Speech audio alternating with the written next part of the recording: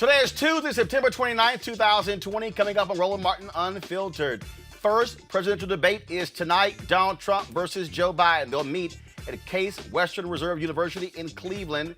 We'll break down what to expect tonight with Biden surrogate, Congressman Dwight Evans of Pennsylvania. House Democrats released an updated HEROES Act last night, which Mitch McConnell continued to hold up in the Senate. Yeah, he will. Also in Georgia, a federal court rules the use of a paper backup to prevent voter disenfranchisement is required. Also, a black freshman at Stephen F. Austin State University in Texas says she was set up by her white roommates, and it led to police officers storming her room in the middle of the night with guns drawn. The Mississippi father and son are behind bars after they used ATVs to chase down and attack two black teens on a Sunday night. In our Black Business segment, we'll meet the owner of a boutique hotel who is using it to house the homeless during the coronavirus pandemic. Also, we have new ads slamming Donald Trump. Plus, black men, how critical will their votes be in the 2020 election? We've got an all-black male panel for you. It is time to bring the funk on Roland Martin Unfiltered. Let's go. Whatever the biz, he's on it. Whatever it is, he's got the scoop, the fact, the find. And when it breaks, he's right on time and it's rolling. Best believe he's knowing. Putting it down from sports to news to politics. With entertainment just for kicks, he's rolling. It's on go, y'all. It's Roland Martin, yeah. Rolling with Roland now. He's funky, he's fresh, he's real, the best, you know he's Roland Martin now.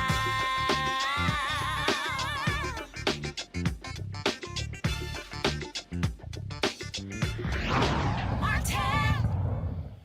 Big debate tonight between Joe Biden and Donald Trump taking place in Cleveland, the first of three presidential debates. It is 34 days, folks, until Election Day. Folks are already casting ballots, and you talk about big numbers. More than 1 million people have already voted early across the country. At this stage in 2016, it was around 10,000, folks. It is going to be a crazy night. Already, the Trump campaign has had all kinds of shenanigans, complaining that Joe Biden wants a break every 30 minutes. Also, Trump demanding a drug test, and then all of a sudden saying that, questioning whether Joe Biden was going to have an earpiece during the debate. The Biden campaign has completely dismissed it, but of course, Facebook, it is running rampant as well. And so all those things are happening. Let's break it down with our panel.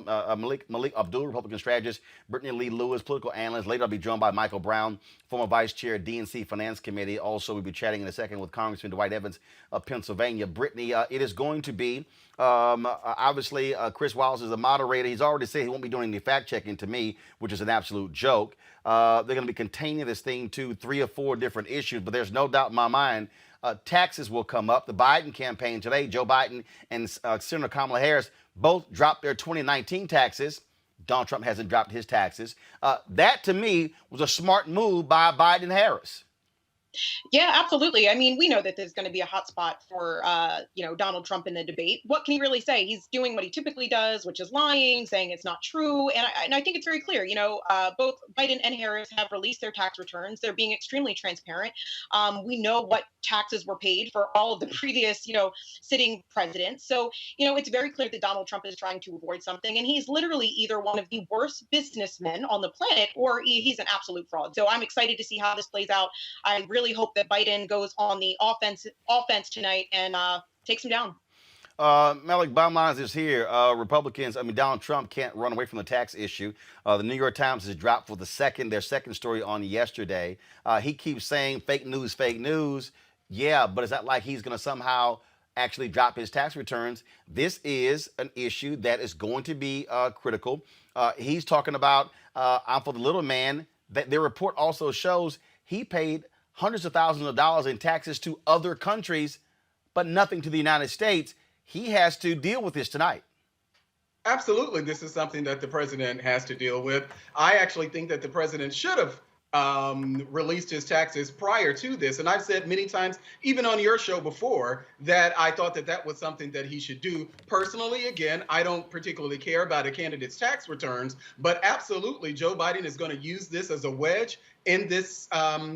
In the debate tonight, and I actually think that he should. It makes sense for any candidate to do it. We've been talking about Donald Trump's tax returns since 2016. I do believe that it will definitely be an issue in the debate tonight. I don't think that the issue of tax returns itself is going to change any vote at all, but the notion that Donald Trump, well, at least it seems as if we got some more information about the Donald Trump's tax returns, whether or not they were released illegally or whatever the case may be. We do have some insight, and for the most part, this is pretty embarrassing for the president. We haven't seen anything yet that proves he's done anything illegal, but it is embarrassing. Of course, it's embarrassing to know that someone as wealthy as Donald Trump pays what the law apparently illegal. That's incorrect. You said there's nothing they've shown he's done anything too illegal. First of all, in their report, it showed where he has received a charitable break for using his estate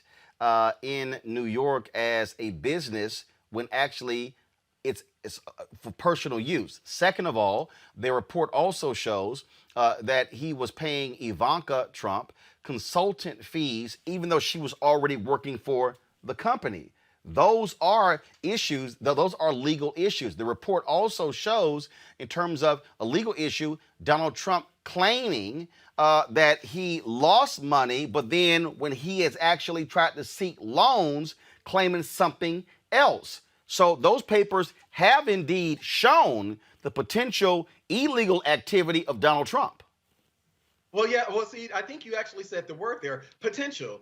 It's either he did do it, did it actually show that he did something illegal, or it was something that was potentially illegal. First of all, Melly, remember, the New York Times, they're not the ones to determine that. And that's one of the reasons why the Manhattan DA has their investigation, while the Attorney General of New York State has her investigation, Letitia James. But also, Donald Trump has been fighting Congress from getting it taken to the Supreme Court. Clearly, when you fight this hard, you don't want folks to see what's in your taxes.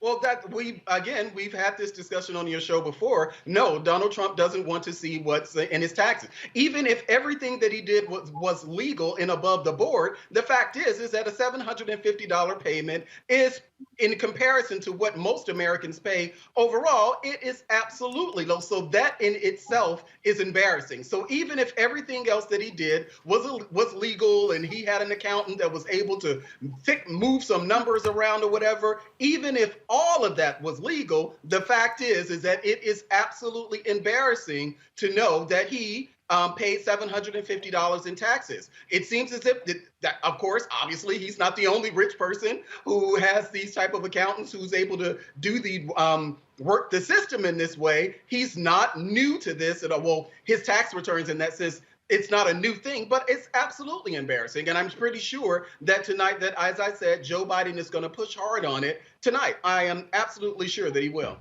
Michael Brown joins us right now, former vice chair, DNC Finance Committee. Michael, again, it's going to be a big night tonight. What's weird is that the Trump people, they've been consistently trying to lower expectations.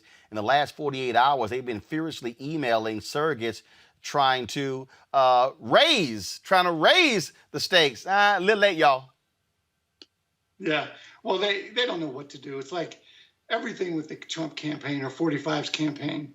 They can't figure out their messaging. They don't know really how to hit Vice President Biden. They don't know whether to lower expectation, heighten expectation. He doesn't know whether he should do prep. He thinks he can just do everything on the fly. You know, he doesn't. When you're down 8 points now in Pennsylvania, when you're down nationwide, obviously the nationwide polls are not as important as the statewide polls, and you're down in a lot of the battlegrounds. You've already started to throw out ballots in North Carolina that are impacting Latino Americans and Black Americans. They don't know what to do. So the only thing they can do is to try to cheat, lie, and steal. And it's not going to be enough. That's why, Roland, as you and I've talked about, the larger the win for the vice president, the better. If it's close, that's not good. If it's a wide margin, that's fine. Michael froze there. I want to go right down to the phone lines. Congressman Dwight Evans of Pennsylvania. He joins us right now. Congressman, glad to have you on the show. You heard Michael there mention the most recent ABC poll showing Joe Biden up 9 points. That the Supreme Court pick of Amy Coney Barrett has not helped him increase his numbers there. Also, we are seeing already a massive turnout in early voting. At this point in 2016, about 10,000 votes cast. Now more than a million. And in fact, I was looking at Ron Brownstein's breakdown showing that of the first time voters, a wide margin by Joe Biden over Donald Trump. Well, Roland, you're correct. In Pennsylvania, just today in Philadelphia, voting has begun in the process. This is the first time we've had voting by mail, and we have systems all set up in the city. But the main thing tonight, the vice president will be talking directly to the American people, and he'll be talking about his vision relating to this country. And there's a distinct difference between what the vice president will state and what the current occupant has stated. As you know, the vice president has talked about saving the health of people's lives.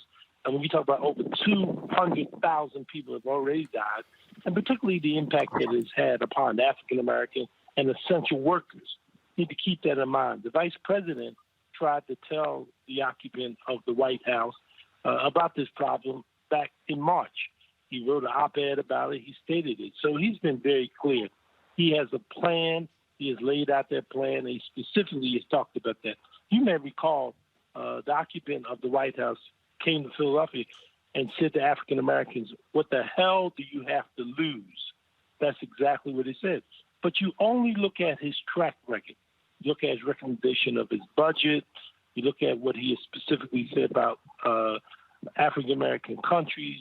You look at what he said about black women, people like Maxine Waters and others. It's clear that he is very inconsistent with his words. He will say anything to try to get elected. And it's very clear that the voters, in my case, I believe, will not be fooled by this. Pennsylvania obviously is critical because it was one of the three states that they would consider that the blue wall for Hillary Clinton in 2016, Pennsylvania, Michigan, as well as Wisconsin. Donald Trump won all three of those combined by around 78,000 votes. Of course, go to my iPad. Tomorrow, after this debate, Joe Biden is going to take a train tour through Ohio and Pennsylvania. This is one of the billboards that's going to be greeted in a town there in Pennsylvania. I'm a Republican. I'm a veteran. I'm voting for Joe Biden. What you're seeing here really play out, Congressman Evans, is that a lot of folks who are Republicans are crossing, and when you look at the numbers, Joe Biden is doing better among white voters in 2020 than Hillary Clinton did in 2016. Well, think about it. The former governor, who was a Republican, Tom Ridge, came out on Sunday. He was the governor of Pennsylvania. Well, first of all, not just governor, head of the Department of Homeland Security under President George W. Bush. He's around there, and he spoke his mind because he spoke about the country first. And he said, nowhere in good conscience could it be for Donald Trump. That should give you a little indicator that there's change that is coming. Vice President Biden and Senator Harris, that combination, that it sends a real clear message. Hey, look, even if you want to talk about The Rock, who is from Pennsylvania, he talks about them and the importance of them. I'm sharing with you there's a cross-section of people realizing that Vice President Biden is really talking about the soul of America, written by John Meacham. He understands that this country is too sacred and we cannot allow this democracy to be in Trump's hands for another 4 years. That's important. And if you look at the Supreme Court pick, who basically going to eliminate Obamacare, that's important to understand. In terms of Obamacare, what it means, particularly in the African-American community, the people who will be affected in this country, we can no longer accept and tolerate. And particularly in the African-American community, there is an awareness. The African-American community are very aware of the importance of this election. In my view, as one member of the Congressional Black Caucus, with Karen Bass and others, we understand the importance of this election. We're not going to take it for granted. I was just on a conference call on Sunday You mentioned North Carolina, Congressman Butterfield, in terms of outreach. So we are working everywhere. We're not taking anything for granted, and we understand the significance of this election.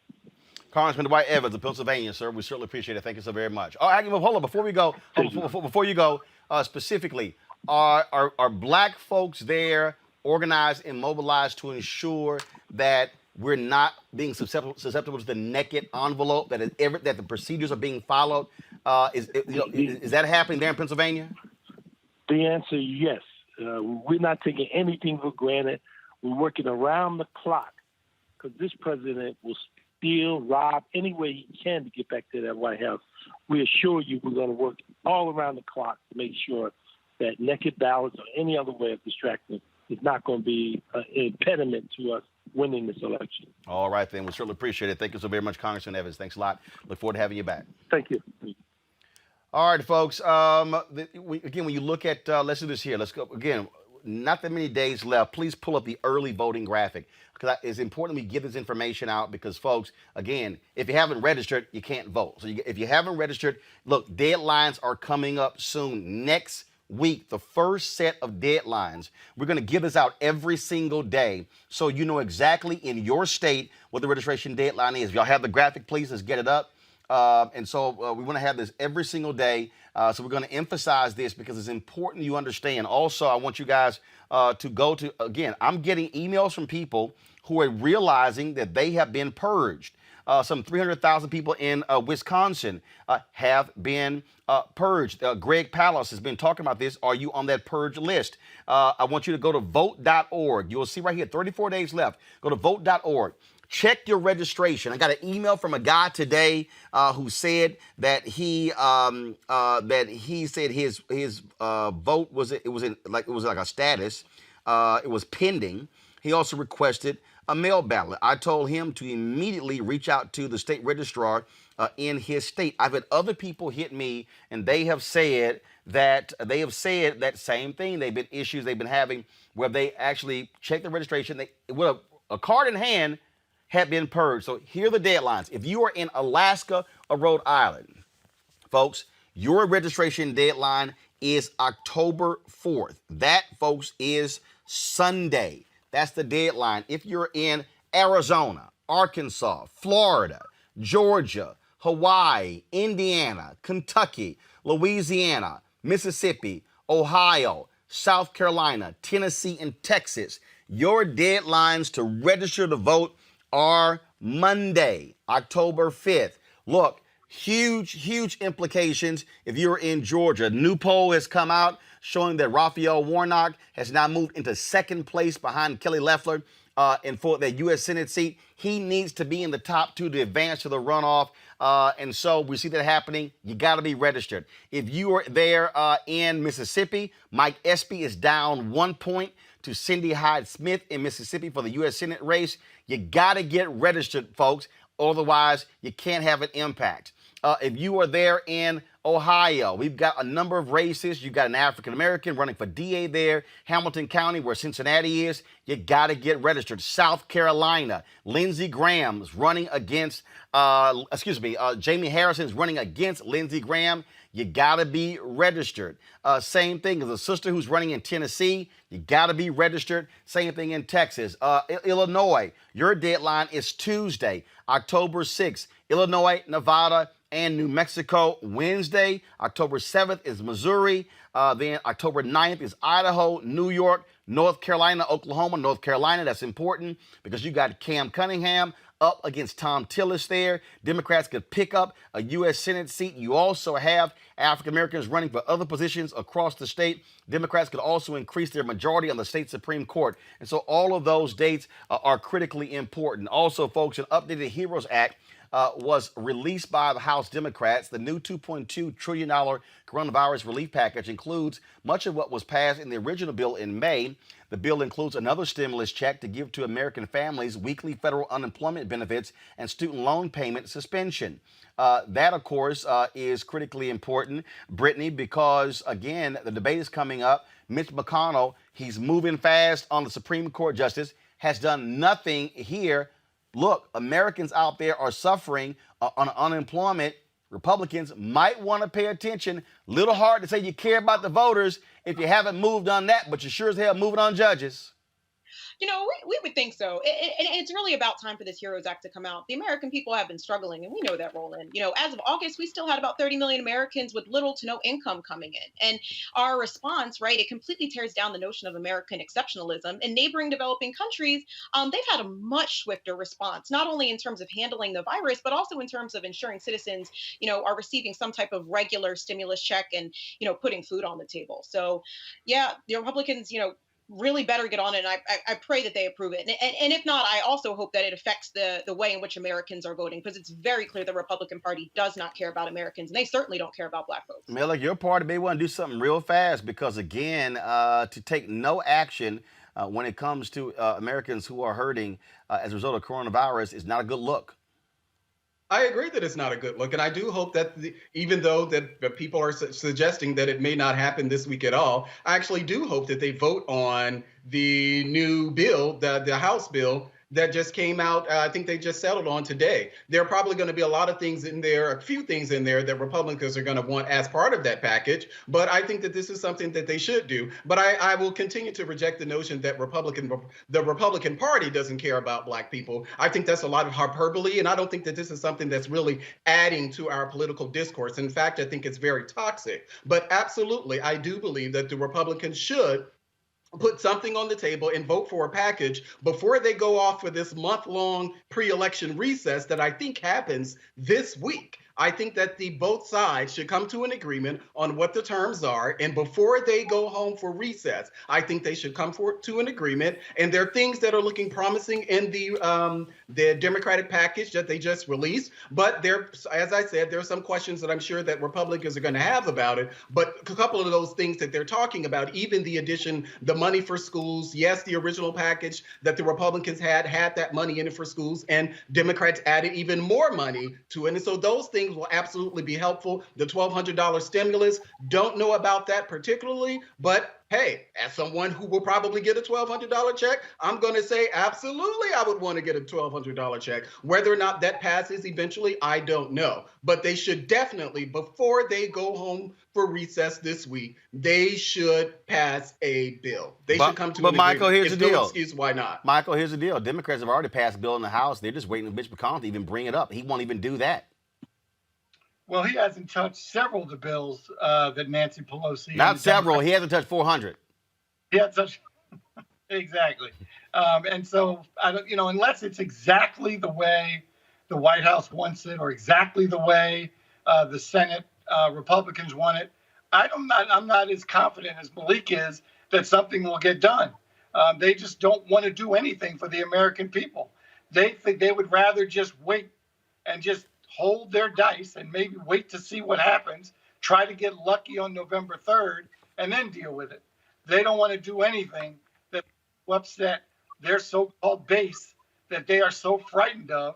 And because of that, American people are suffering. It's just poor leadership. It's this incredible time in our country's history, and we all should be embarrassed. Folks, a federal judge orders state officials in Georgia to provide backup paper poll books with lists of all eligible voters to precincts in an effort to prevent long lines and improve procedures during November's general election. The poll books are used to check voter registration at polling sites and were partially responsible for voting difficulties in some districts in Georgia during the June primaries. U.S. District Judge Amy Totenberg, who was nominated by former President Obama, ruled that Republican Secretary of State Brad Raffensperger must immediately send paper formats of all the information contained in electronic poll books and require election officials to use this paper backup in the case of a machine malfunction. Brittany, this is critically important because these federal judges, they have been doing their part challenging these Republicans. Republicans are doing their best to lead voter suppression. It's so bad. These idiots, and yes, I'm going to call Malik your party idiots. In Texas, Governor Greg Abbott extended early voting. It was supposed to start, I think, October 19th. He pushed it up 6 days, October 13th, because coronavirus. His own party is suing him because of that. And you see, and then, of course, what this ruling here in Georgia, these are the games that Republicans are playing all across the country, from Ohio, okay, when it came to drop boxes, to Pennsylvania, to North Carolina, to South Carolina. I mean, I can go on and on and on, and it's Republicans who are trying to stop people from voting and putting barriers in place. Absolutely. I mean, we know this. This isn't anything new. This is the game plan of the Republican Party, and it's just really excellent news for Georgia. Georgia has literally been ground zero, along with a bunch of other states, for voter suppression. And of course, you mentioned earlier, we could look at back in June. The state's largest newspaper summed up the crisis the morning after Tuesday's primary election in the state after all that chaos broke out. There's so much evidence of a system that is failing voters, which is supposed to be, a primary aspect of quote unquote American democracy. And I'm sorry, that is not malfunctioning machines, long lines, polling sites that have opened late with insufficient numbers of backup paper ballots. That's just not acceptable for something that is so important and supposed to be a cornerstone of American democracy. And of course, we know that these issues are only happening typically in, areas that are going to vote blue. So Republicans are at it again, and we got to keep the fight going. Melik, I don't understand why your party continues to do this here. I mean, literally, when we start talking about putting barriers in place of people to vote, it's always Republican Party. I mean, I'm looking at cases: Pennsylvania, North Carolina, South Carolina, Tennessee, Florida, Texas, Ohio, Wisconsin, Michigan, and it goes on and on and on. What the hell? I think the judge's decision in Georgia, it makes perfect sense. We've seen just over the years, whether voter suppression or whatever you want to call it, we've seen over the years that there have been problems with these electronic ballots. So I think that it's a great thing, and and we should draw a distinction that they're not talking about, because I've seen people talk about this online. They're not talking about paper ballots. What the judge is actually talking about is a backup. I don't see any reason why there should not be a backup system, and not just in Georgia. That's because in the previous election, Brian Kemp, when he was Secretary of State, what they did was they actually erased the backup. They erased the servers. And so when the people were then challenging to understand it, you couldn't even get to it.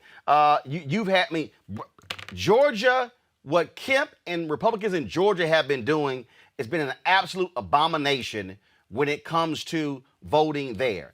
They admitted not only purging 300,000 people, then with the ACLU went through it, 198,000 of the 300,000 that were purged in 2018 were illegal. They had not moved. And the Secretary of State admitted that they were not using a USPS approved vendor to actually handle the purge. Yeah, as I said, I think the decision by the judge is a good decision. I see no reason why there shouldn't be paper backups for any electronic system where we're talking about something as important as an election. I see no reason why there shouldn't be a paper backup system. So I don't have a problem with that at all. Look, bottom line is this here, Brittany. If you look at voter suppression anywhere in this country, it's Republicans who are at the front of it. I don't care what state we're talking about. Absolutely. And let's just call it what it is. Like, the Republican Party is an extension of, essentially white supremacy and cheating by any means necessary. And like you said, we see this in Republican-led spaces. So, we have to continue to push back against it. We have to do everything that's possible, because they're going to continue to cheat. So we need to show out and show up. One of the things that happened today I thought was really interesting is So the Trump campaign has been trying all kind of silly stuff when it comes to tonight's debate. Then you have this idiot, Jason Miller, who tried to attack the Biden campaign, saying they were trying to trade in secrecy. This is the same dude married who had an affair with a Trump staffer in 2016, eventually got her pregnant, and the fool won't even pay his child support. Owes around $35,000. Excuse me. He makes $35,000 a month, drives a Rolls Royce, won't even do that. Then Kayleigh McEnany, talk about again, stuck on stupid. She then jumps out there to criticize Joe Biden, saying, that he asked for a break every 30 minutes during tonight's debate, and then she goes, "Oh, there are no breaks for the leader of the free world." Melik, this is really how dumb can you be when your boss watches about 8 to 10 hours of TV a day, has executive time to almost 2 o'clock in the afternoon, and then has golfed more than anybody else in the first 3.5 years of his presidency? The Trump people may want to pump the brakes on trying to criticize somebody else taking breaks. Well, I don't think that we should be surprised at all that any campaign they're trying to win a news cycle. I'm pretty sure that you can pull out Joe Biden support and find a lot of idiotic Joe Biden supporters who've said a lot of stupid things that they're trying to win an election cycle and I'm speaking to talk about those things. I'm speaking specifically of tonight's debate, and then to right. But so what I'm saying, what I'm saying is, isn't it kind of silly to try to first of all, you gin up this whole deal about an earpiece, which is just stupid. Then the whole deal, Joe Biden, Rudy Giuliani was on Fox. Oh, Joe Biden, I've had doctors test him, and he's sitting here being amped up. They're pumping him up with drugs. And then now here's a tweet from McEnany. Biden is asking for a break every 30 minutes during tonight's debate. There are no breaks when you're leader of the free world, Joe. Seriously? When your boss is actually, he watches more TV than anybody else. Hell, he watches more TV than television critics. Yeah, but my point is that this is how the political game works. I'm pretty sure that if you were interested, you could actually go through and pull out a lot of idiotic things that Joe Biden and his campaign have said in reference to tonight's debate. I've seen it online. You got one? Hold on. Give me one. Give me one or two. Well, roll it. Well, okay. Well, I'll find that in a second when we go to a break. No. Here's the deal. I'm gonna go to Brittany. Go look for it right now. Since we're in the segment, go look for it right now. Okay. Brittany, go ahead. I mean, I think it's silly. I think it's political theater at the end of the day. And regardless of whether this is a strategy or not to win the media cycle, I think it's silly. If you want to win the media cycle, do something that's worthy of winning the media cycle. Actually talk about issues and challenge Biden on his stances, on his policies, the thing that he's done. Not talk about whether or not he needs to have a break every 30 minutes in between, a debate. That's really silly. And it's ironic, like you mentioned, Roland, which this is the same guy who has spent more time on the golf course in the middle of a pandemic, than any other sitting president. It's truly hypocrisy. And it's typical of the Republican Party, right? If we can't attack you on things that actually matter, we're going to come up with off-the-wall things to criticize you and your ability to lead. And I don't think, quite frankly, that Donald Trump is the person to be, or his party, to be criticizing anybody in terms of their cognitive abilities, because there's also numerous studies and numerous people who have attacked Donald Trump's cognitive abilities and his, inability to finish sentences. I mean, he can't even really hold a debate. Everybody knows Trump's style of debating is based on silly, demeaning attacks instead of actually being steeped or rooted in issues, right? He's known for avoiding the problems, finding anyone else to scapegoat or blame for what he's done. He is the quintessential definition of a narcissist. Melik, you found anything? Yeah, actually, there it is, a statement from Jennifer. I'm assuming this is Jennifer Granholm. What she's talking about is the same thing that we've heard talked about probably for the past 4 years. What did she say? Talking about, what did she say? Well, what she says is that he will actually start out talking about calling Donald Trump an inveterate liar and will lie during the debate. But he's a liar. Talk about the fact. Well, but that's the thing then, Roland. No. Hold up. So you're trying to compare.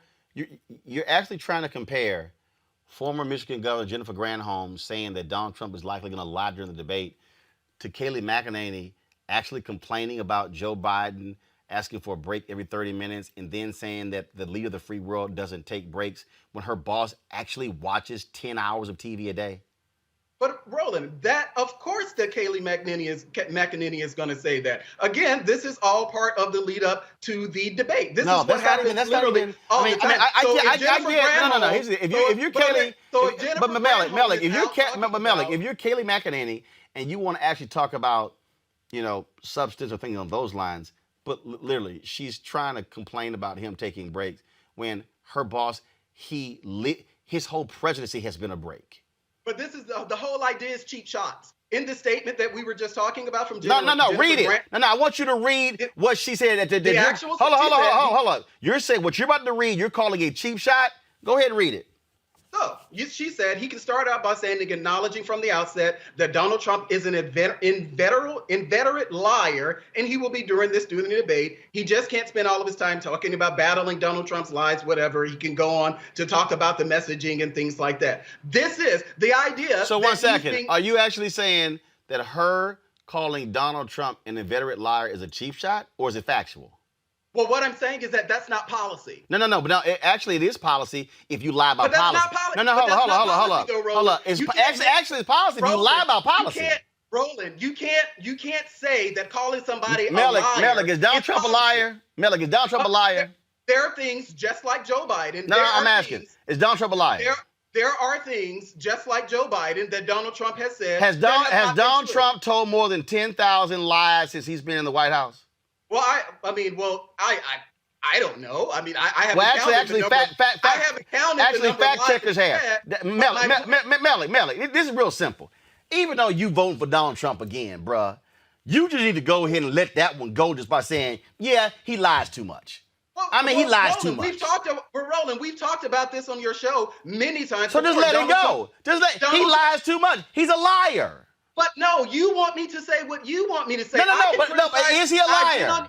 Roland, is he a liar? On your show. Roland, I've been on your show. Is he a liar? Yes or no? Roland, I've been on your show many times before, things that I've disagreed with Donald Trump. I've actually been honest in talking about that. Joe Biden has lied. We know that Joe Biden has lied. I'm not going to get on your show and say that Joe Biden is a liar because he's told things, he said things that just wasn't true. Okay, how about this here?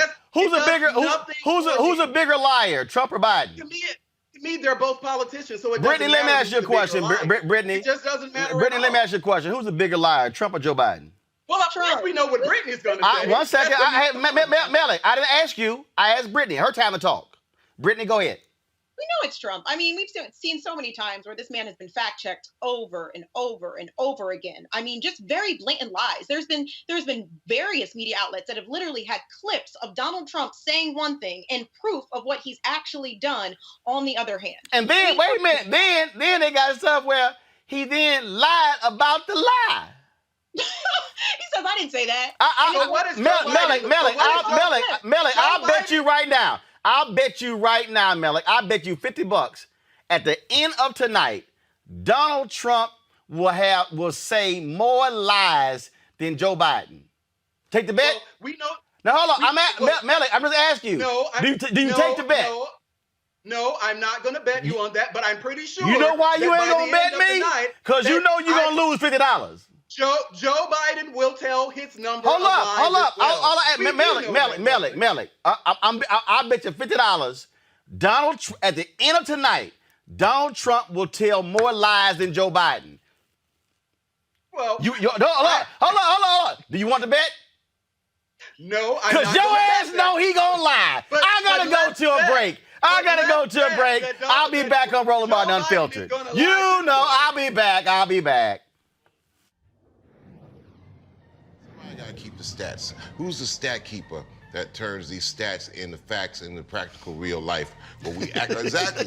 It ain't like, all right, let Roland do it, or I'll flip on when I want to get woke, right? Because Roland got it covered. So we gotta say that, all right, when you age up, your responsibility up. It ain't for us. It's for somebody else. It's really for those after us. It's for our kids and all those younger, that we have to be able to understand what's coming at us, because it's coming at us at a super accelerated rate. I mean, everybody got a computer attached to their hip. Right. Now, is it a toy or is it a tool? So when you go into it to do the toys and you like this all day, you a bot, that's one thing. But what are you about? And it's going into it and say, okay, we got to keep watch on this. It's our security. It's somebody watching your back of the stats. And there's been so many games played. And the reason why we can't always jump on millennials and millennial disactivity is because these are different people, whether it's the love or hate, different people than it was 20 years ago. People have moved in and people have died off. Right. That's why you always got to keep it like this. You got to always keep the momentum of letting you know, and when you get that person say, oh, I heard this before. I said, you might have heard this before, but the next person ain't heard it at all. So it's a relentless upkeeping of watching your back. Y'all Y'all know who Roland Martin is. He got the ascot on, he do the news. It's fancy news. Keep it rolling. Right here. Rolling. Roland Martin. Right now. You are watching Roland Martin, unfiltered. I mean, could it be any other way? Really? It's Roland Martin.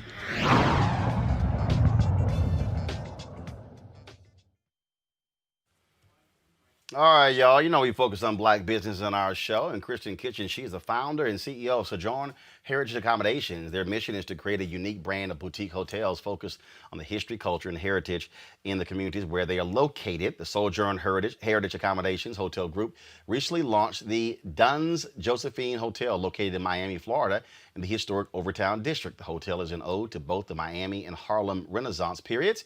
Each guest room is decorated and dedicated to Harlem Renaissance legends such as Josephine Baker, Langston Hughes, Zora Neale Hurston, to name a few. Joining us right now is Kristen Kitchen. How you doing? Hello, Roland. How are you? Doing great. First off, are these bed and breakfasts or are they hotels? Is there a difference? Well, 6 Acres is a bed and breakfast, and the Dunn's Josephine is a boutique hotel. So every B&B girl wants to be a hotelier. So we just made that transition. And so, was this your first foray into the hotel business? Yes, it is. Yes, it is. So we chose Miami because it's hard to fail in a city that ranks number 1 or 2 in tourism. So that's why we chose Miami. Obviously, there are folks, you have Airbnb and things along those lines. And so how do you hope to compete? Well, we are competing very well. Our B&B in Cincinnati is, being heavily used by Airbnb because people do want to have an entire space. So that's actually working for us. In Miami, we've pivoted to a shelter, and we've been housing the homeless since day 1 of the pandemic. And why did you make that decision to house the homeless? Well, we are in a community that is going through a heavy gentrification, and we have several homeless people that are right in our community that we have met. We purpose to house the homeless as well, to hire the homeless to work at the hotel. So when the pandemic happened, I just reached out to the trust because we had already been in conversation with them about employment to see if they needed to reduce density in some of the shelters because of the pandemic. So it just worked out. I just decided, what can I do besides go down? This is one of the spaces where an increasing number of African Americans have been looking at the hospitality space. The reality is, black folks, we travel. We do those Absolutely. things along those lines. $90 billion we're going with annually. Mm-hmm. $90 billion we spend. And of course, one of the things that that folks are looking at is, and again, when people think about hotels, they think of obviously large hotels holding conventions, but the reality is the higher profit margins are in some of the smaller hotels. In terms of your focus, because with these two in these historic neighborhoods, are you looking to do more of this? Absolutely. Our goal is to expand the brand. So all of the Sojourn Heritage brand is built on African American history and culture. So our job is to go into communities that are going through a gentrification and tell the African American story and to share our history with the world. So our goal is to stretch it out all over the country. African American history is so relevant and so important, and it's an easy blend to kind of have a night at the museum, so to speak, as opposed to just going to a museum or just going to a hotel. You can combine the both, and it gives us the opportunity to teach and educate the general population about our culture. Last question for you. And these homes, are you looking for the same type of focus, a home, as opposed to a typical hotel structure, which is really a much larger structure with 100, 200, 300, 400 plus rooms? Well, the 6 Acres Bed and Breakfast is a historic site. So we chose that because it was actually a physical site that was part of the Underground Railroad. And the Dunn's Josephine was actually a boutique hotel. During segregation, it had 24 rooms, and they had bathrooms in the hallway. So we reduced the number of rooms to 15 so that we could put an ensuite bathroom in all the rooms when we did the renovation. So we're looking to take our historic spaces, we're looking to take historic spaces in communities and convert them into boutique hotel spaces. Uh, So and in fact, I want to make that point there about the boutique. This will actually be the last question. We have seen that actually, with even the larger hotel chains have been creating boutique hotels because a lot of customers prefer that as opposed to the much larger sort of chain hotels that we've gotten used to. absolutely. And heritage tourism is the fastest growing sector of the tourism industry. So people are looking to come and have a more immersive stay and actually experience a community and learn and experience that neighborhood. So another thing that we do at the Sojourn Heritage is we source as many of our vendors locally as we can. So our soaps, our shampoos, our body butters, our coffees, our teas are all from people within the community or within Greater Miami. So that's a major part of our goal as well. So as you go to different ones, you'll have the opportunity to experience different things, which is different from any other hotel brand because you have to go into those portals. Oftentimes, they aren't dealing with companies that aren't worth at least $1 million. And so it prevents African Americans from having the opportunity to get into the portal and compete. Absolutely. So we're really trying to do something. All right, then. Well, first of all, where can people get more information about your hotels? You can go to www.sojournheritage.com. Hold up. Oh, sorry. Your Skype is breaking up. Okay, let's start over again. Your Skype there broke up. Give it again. Twitter. Go to Duns Josephine. All right, folks. Her Skype is breaking up there. And so if you go to Duns Josephine, what we'll do is we'll actually get the information as well. And we'll place that on social media. Folks, I want to talk about this story here out of Texas that is really crazy and also speaks to one of the issues that we as African Americans have to face. Black student in Stephen F. Austin in Nacogdoches, Texas. She is a white roommate. Well, she's a black freshman. Well, what happened was her racist white roommates set her up, which led to the university police officers bursting into her room with guns drawn at 3 in the morning. Christine, first of all, her name is Christine. It's a really crazy story. Her 3 white roommates, along with as many as 7 other girls, told their resident assistant that she was trying to attack them. They falsely accused her of having scissors. The RA then called campus police, and cops showed up, guns drawn, at 3 o'clock in the morning. The family, they certainly want the university to step in. This is one of those stories, Brittany, that we've seen other places as well. I guess it was at Yale, I believe, where a white roommate was essentially, she was poisoning her black roommate. I mean, and we've had other stories as well of racism when it comes to college roommates. Absolutely. I mean, this is an ongoing thing for Black students. These types of racist attacks on Black folks at these universities is neither rare nor random. Like you mentioned, these episodes not only correspond with what the Anti-Defamation League identifies as like this unprecedented increase in white supremacist activity since fall of 2016. And I'm going to let the viewers make that correlation. Since then, Black college students have been targeted in a ton of attacks at the Ivy League University, where I believe one white college student, she had a Black college student, she tried to poison her with her menstrual blood. In New York, at a New York institution, there was an issue. There was an issue at the University of Illinois, Catholic College in Pennsylvania. There's been multiple incidents.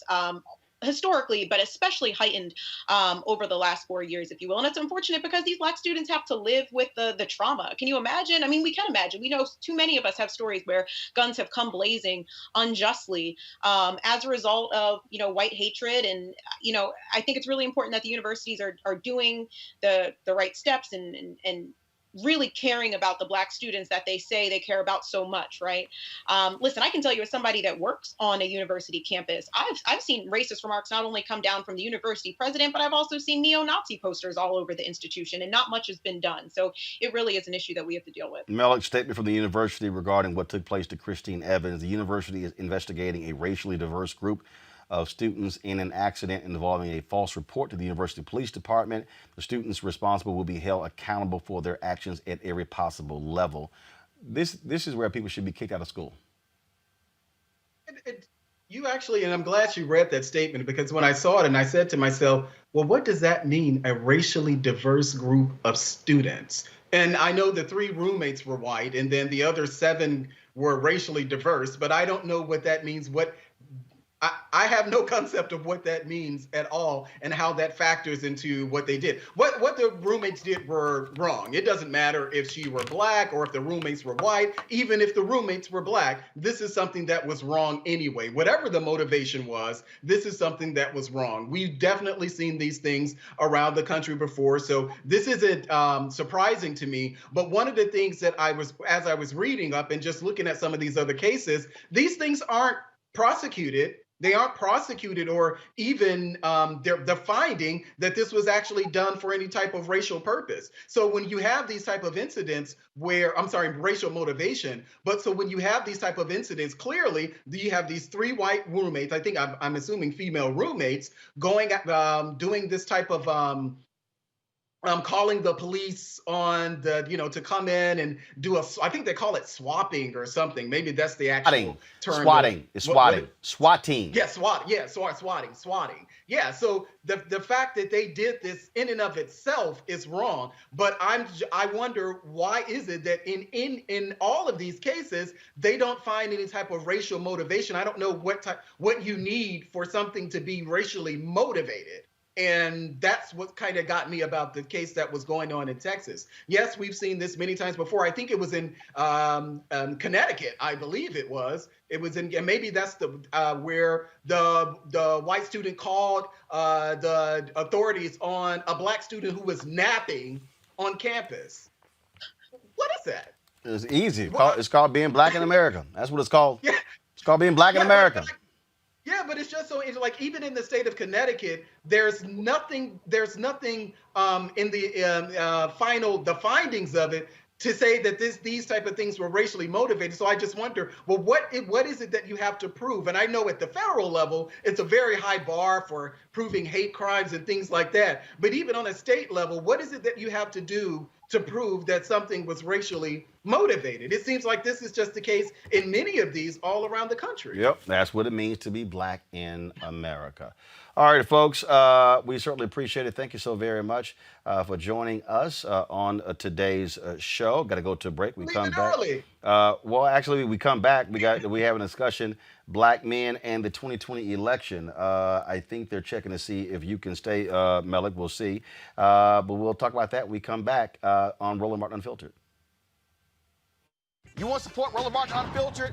Be sure to join our Bring the Funk fan club. Every dollar that you give to us supports our daily digital show. There's only one daily digital show out here that keeps it black and keep it real as Roland Martin Unfiltered. Support the Roland Martin Unfiltered daily digital show by going to RolandMartinUnfiltered.com. Our goal is to get 20,000 of our fans contributing $50 each for the whole year. You can make this possible. RolandMartinUnfiltered.com.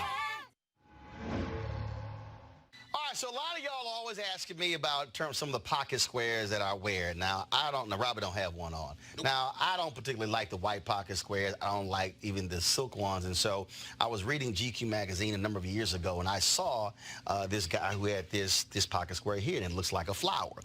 This is called a shibori pocket square. This is how the Japanese manipulate the fabric to create this sort of flower effect. So I'm going to take it out and then place it in my hand so you see what it looks like.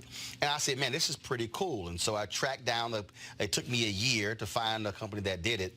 And so they make these about 47 different colors. And so I love them because, again, as men, we don't have many accessories to wear, so we don't have many options. And so this is really a pretty cool pocket square. Now, what I love about this here is you saw when it's in the pocket, it gives you that flower effect like that. But if I wanted to also, unlike other, because if I flip it and turn it over, it actually gives me a different type of texture. And so therefore it gives me a different look. So there you go. So if you actually want to get one of these Shibori pocket squares, we have them in 47 different colors. All you got to do is go to RolandSMartin.com/pocket squares. So it's RolandSMartin.com/pocket squares. All you got to do is go to my website and you can actually get this. Now, for those of you who are members of our Bring the Funk fan club, there's a discount for you to get our pocket squares. That's why you also got to be a part of our Bring the Funk fan club. And so that's what we want you to do. And so it's pretty cool. So if you want to jazz your look up, you can do that. In addition, y'all see me with some of the feather pocket squares. My sister, who's a designer, she actually makes these. They're all custom made. So when you also go to the website, you can also order one of the customized feather pocket squares right there at RolandSMartin.com/pocket squares. So please do so. And of course, it goes to support the show. And again, if you're a Bring the Funk fan club member, you get a discount. This is why you should join the fan club. It is because of protests that we have been able to make America better. We're the patriots who say we believe in this country and we believe that it can be about justice and equality for everybody. And we can't back up from that. Right. We can't allow anybody to intimidate us and call us violent and talk about somehow we are approaching the establishment in a terrible way. We can't allow them to take away our right to protest. Hey, what's up? This is Marlon Wayans. No, it's not Keenan. No, or as some of y'all say, Clignon. No, it's not Damien. It's really, it's not Damien because I do not have a bald head. It's one of the Wayans. It's not Winans because they have been coming up to go, hey, how you doing? I love the Winans. There's no BB and no CC in this family. There's Kiki and Damon. So I am one of them Wayans brothers, or as you may want to call fraternity population. There's the Chinese, and then there's the Wayans. There's so many of us. 7 Wayanses was born during this drop. So you are watching my man Roland Martin, who really is swagged out. I want to give a big shout out to my man Roland Martin because he inspired the generation. He's the one that got Al Sharpton in the gym doing selfies. He got at Reverend Al was like, oh, I see Roland trying to look like he got a little 2-pack. I'm gonna get him one better. He's the one that got Al doing the one-handed almost push-up on the desk. So Roland Martin is the inspiration behind that. So be sure to tune in and watch. Roland Martin, Unfiltered. I'm Congresswoman Terry Sewell from the state of Alabama. You have one vote. Use it.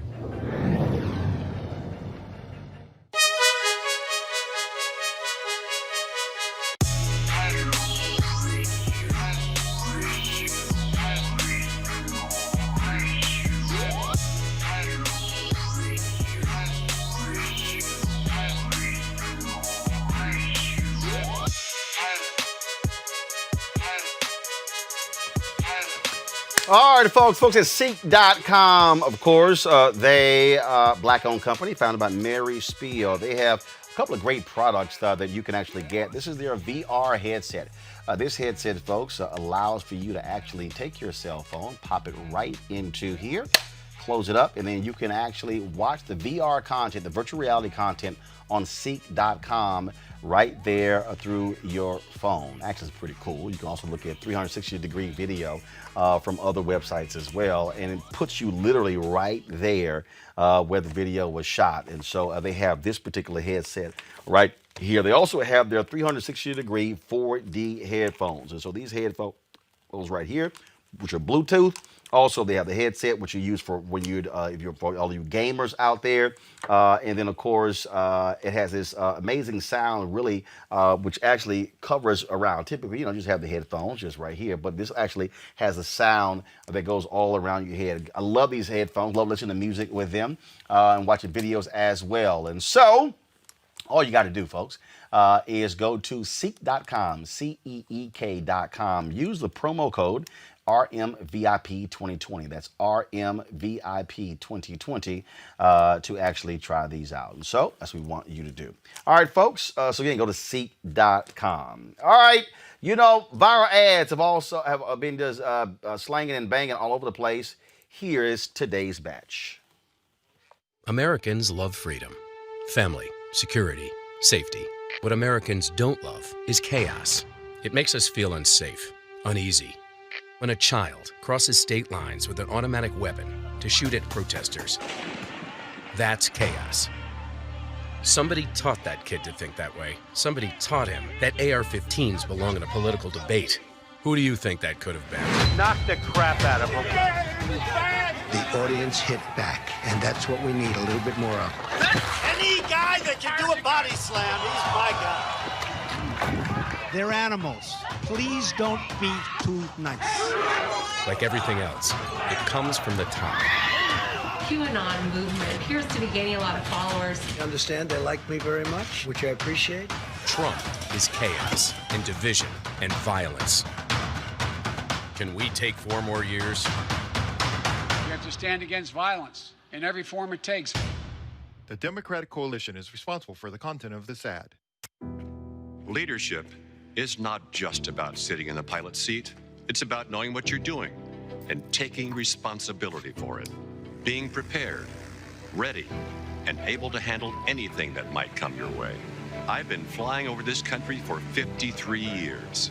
53 years of flights you'd never heard about, and one that you've heard everything about. They're calling it Miracle on the Hudson. Everyone on board, 155 people, make it out alive. My whole life prepared me for that moment. From my father, a naval officer in World War II, I learned the awesome responsibility of command. From my service as an Air Force officer and a fighter pilot, I knew that serving a cause greater than oneself is the highest calling. And it's in that highest calling of leadership that Donald Trump has failed us so miserably. Now it's up to us to overcome his attacks on our very democracy. Knowing nearly 250,000 Americans won't have a voice, casualties of his lethal lies and incompetence. 11 years ago, I was called to my moment. Now we are all called to this moment. When you look down at our beautiful, boundless country, you don't see political divisions. It reminds us of who we are and what we can be. That we are in control of this nation's destiny. All we have to do is vote him out. Vote Vets and the Lincoln Project are responsible for the content of this advertising. I think Donald Trump is a political car wreck. This guy, Lindsey Graham, you have a guy, he's one of the dumbest human beings I've ever seen. Lindsey Graham called me a I couldn't care less about Lindsey Graham. I think he's a kook. I think he's unfit for office. I think he lost it. I don't think he has the temperament or judgment to be commander-in-chief. The guy is a nut job. The Republican Party has been conned here. I think you have one of the worst representatives of any representative in the United States. Midas Touch is responsible for the content of this advertising. Folks, this election, we are coming down to the final days. And of course, tonight begins the first debate taking place between Donald Trump and Joe Biden. Next week will be Senator Kamala Harris and Vice President Mike Pence. And then 2 more debates between Trump and Biden. A lot of attention on the Democratic side has been focused on black women, understandably so.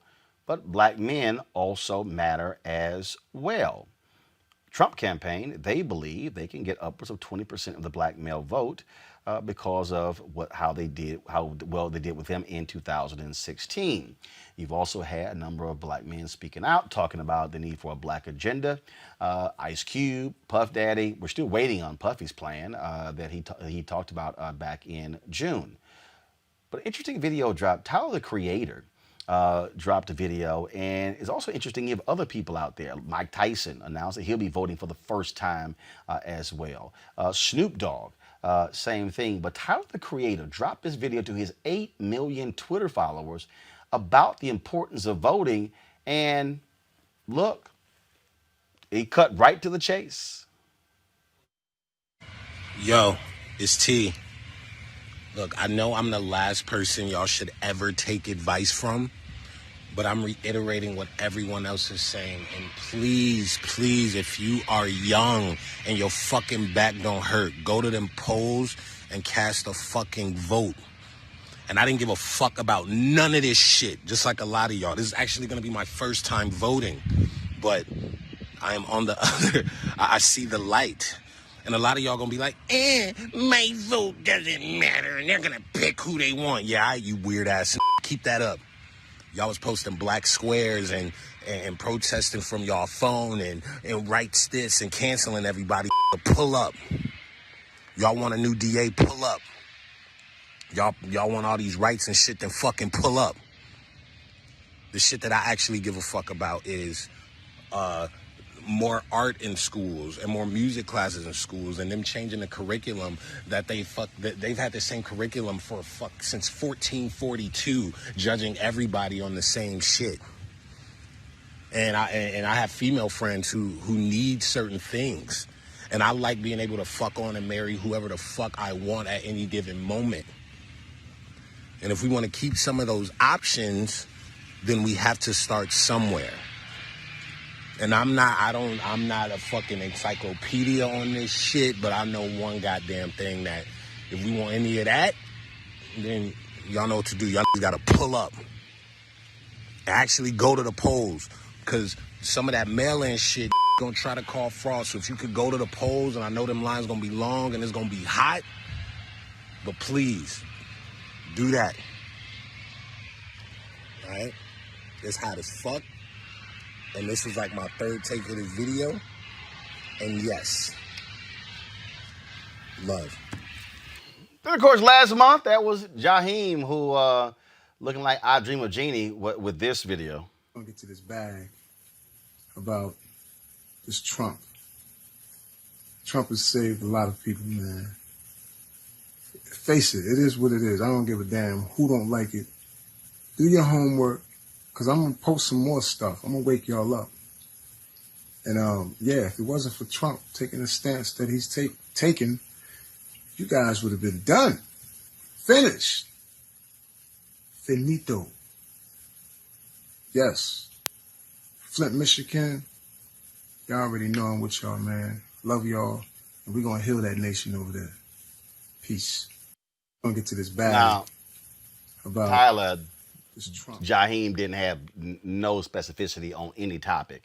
Let's talk about our panel. Anthony Coley is a political strategist, founder of Corner Office Strategies, worked, of course, as press secretary for the Treasury Secretary under President Barack Obama. Gary Chambers, he is the publisher, advocate for the Rouge Collection, Baton Rouge, Louisiana. Also, Bruce Franks, former Missouri State Representative. Glad to have y'all here. A little bit later, folks will be joined by a couple of other folks on the media side.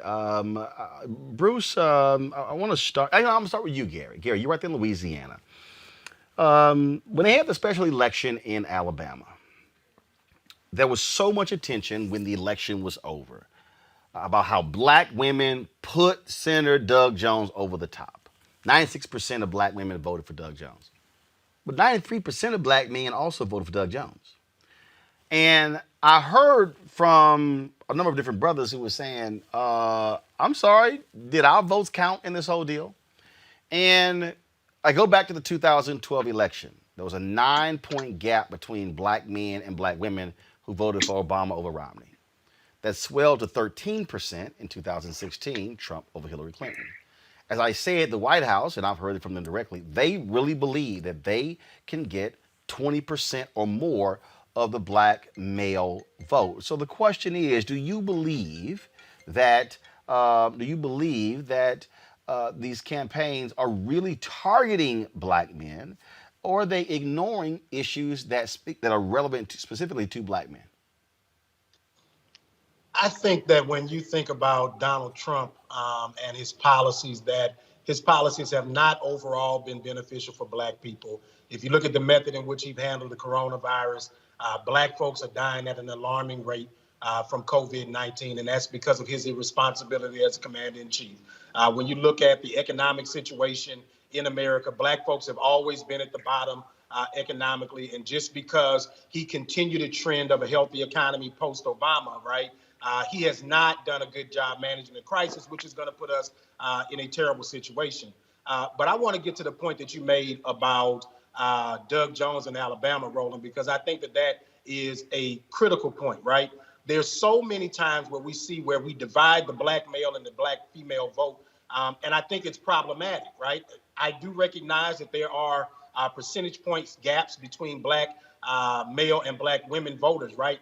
But at the end of the day, black men are still voting for Democrats in large, right? The majority of black men are voting the way that the majority of black women are voting. And I think that when we allow this divide to exist, what happens is people use the divisions that are created within our community to say, see, this is why I'm not voting that way, because they don't value my vote anyway. They're pitting the black woman and the black man against each other in this sliver of a way, but it works. And so the goal for Trump is to just get enough black folks not to vote for Biden or not to vote at all, right? All of the conspiracy theories about mail-in voting, all of the talking he's having about not leaving office if he's elected, all of these things are to get people to feel such a way that they get disengaged from the voting process. And that's exactly the last thing we need to do. I live in Louisiana. We rank 50 in the nation of all states, right? And so when you look at where we are, I can tell you that Republican policies do not work. Republicans run our state Senate. They run our state House. They run the majority of the local municipalities in the state of Louisiana, and we rank 50 in the nation. So Republican policies are terrible. They do not work. To that particular point, Malik, that you heard Garrett just talk about there, we know for a fact that Donald Trump often talked about the black voter. Oh, how he said what the hell you have to lose, but then he also thanked black people. He actually thanked black people for not voting. But the folks at Channel 4 in the UK, they dropped a 20-minute piece yesterday that actually detailed how the Trump campaign was attempting to deter black voters. The program was literally called Deterrence, where they marked areas where black people live, and they marked in terms of targeting them with messaging to keep them from voting. Here's some of that piece. There were Annettes in street after street.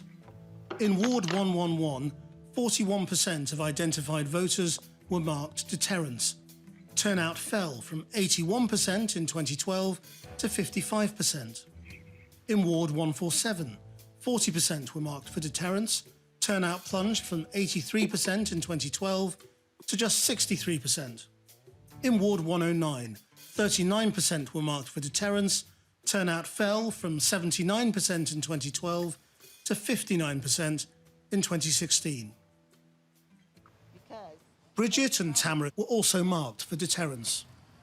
What do you remember about the 2016 election and your feelings about voting back then? Well, actually, I didn't vote. I really actually never vote. It turns out that both of you were on a list held by the Trump campaign in which they profiled people who lived in these areas, and they had you down to be deterred from voting. They didn't want you to vote. Yeah, and that's very wrong because you're prejudging people. And I'm very upset about it because you're categorizing me and you're saying who I am in your eyes, and I'm really no one because you're already saying I can't make up my own mind. Well, should we have a look at what they thought they knew about you? Yeah. Is that your birthday?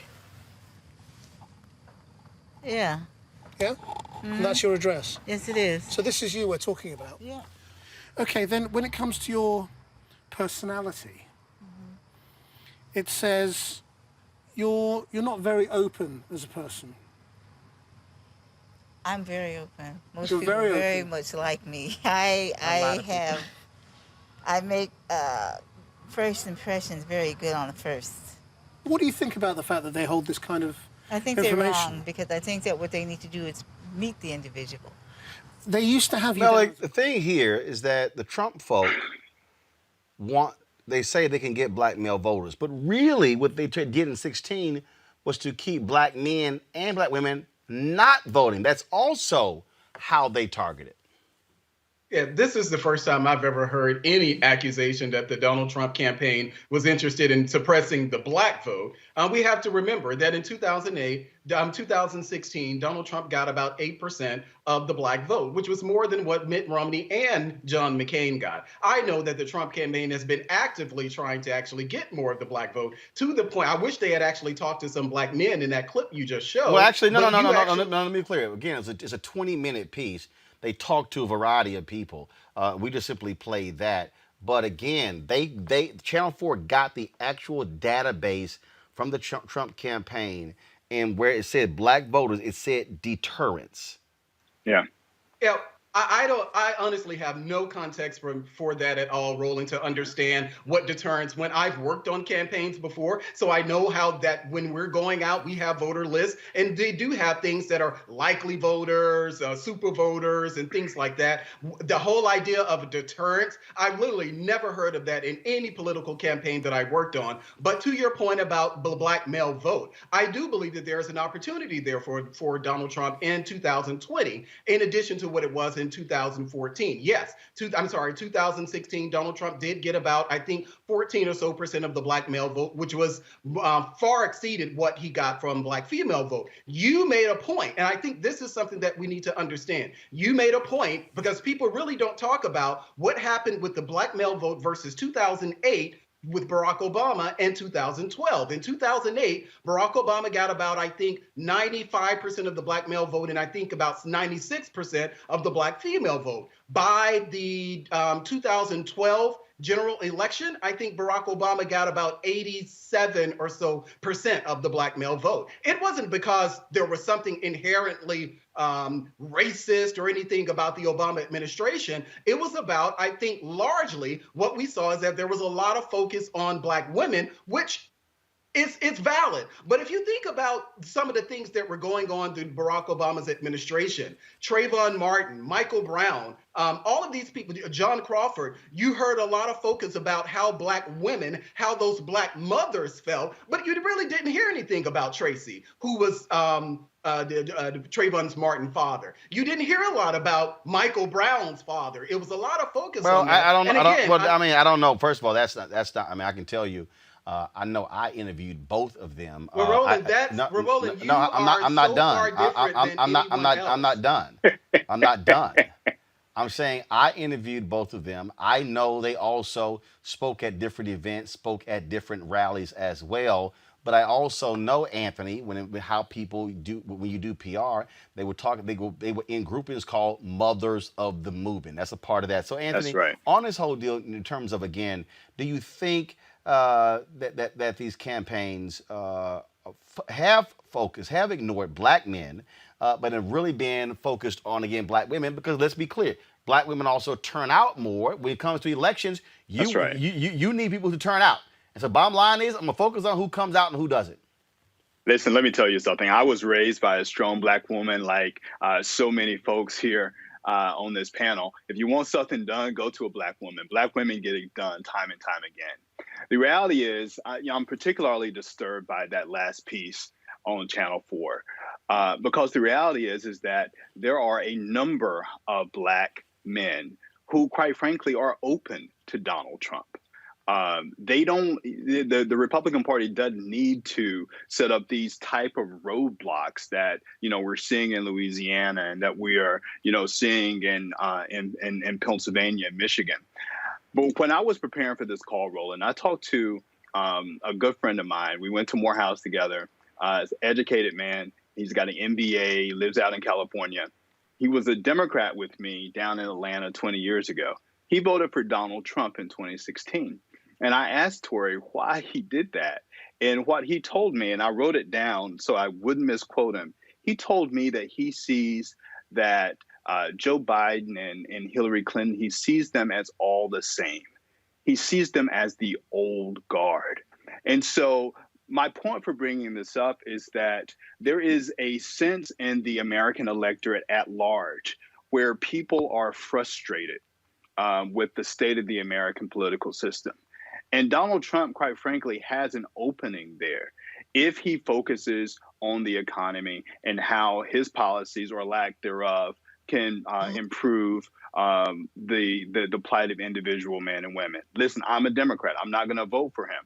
But my message to anybody who is on the fence right now, take a look at the policies and see how those policies will directly impact your life.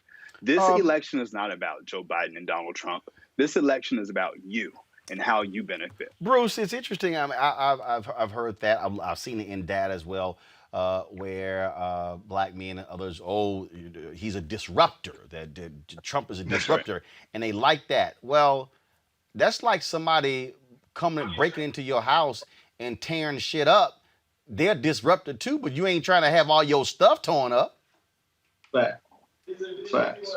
I think when I think about Donald Trump, when I think about this idea, even the idea of Donald Trump, and what I will say is, when I got elected in 2016, there was a gentleman that said, I voted for you, and I voted for Donald Trump, and I asked him why, and he said something to the effect that the brother said before is, you're not the same old.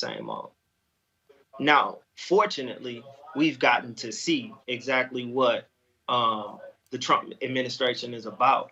And if I could echo and actually elaborate a little bit on what the brother said before me, is that when we vote in this election, folks might not be excited about none of the candidates.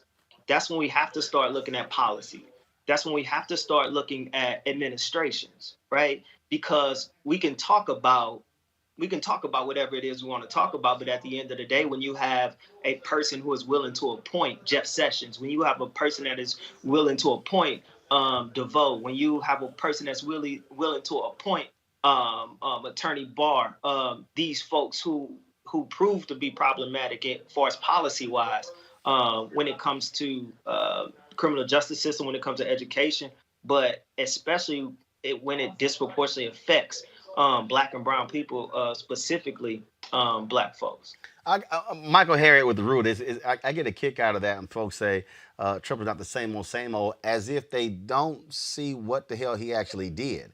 I mean, when I'm having these conversations with people, I'm going, let's go to Michael, who's on FaceTime. I'm like, Michael, I have this conversation. I'm like, do y'all understand that when Donald Trump says, I don't like progressive DAs, we're going to pull back consent decrees, he touts the First Step Act. He talks about, how black unemployment was before COVID, but doesn't talk about all the other stuff that's actually happened with black people. And so what are black men listening to? Is it this notion of strength that, or is it that they bought into the persona of wealth and power, and that Donald Trump, he's a rich man, which we actually now know from his taxes, he broke as hell. Michael? Well, one thing we have to realize, first of all, is like all of this, a lot of this conversation is based on a lack of knowledge of math. Like the people who think that Donald Trump got a lot of black male voters are disregarding the fact that the percentage of the total number of black voters declined in 2016. Right. So he got the same number of black male voters that Republicans usually get, but because the number of black people who voted overall was less, it looked like he got a bigger percentage, but he didn't get the total number of black voters, of black male voters didn't really increase that much for Donald Trump. But we also have to acknowledge that black women fit more into the Democratic constituency because dumb people vote for Donald Trump. Dumb people vote for Republicans. That's data, right? Uneducated people vote for Republicans, and uneducated white people for the most part, but some dumb, some uneducated black people also vote for the Republican Party. And because black women are the most educated constituency in the electorate, right? They almost 0% of black women. I think it was 98%, but the other 2% was negligible. I think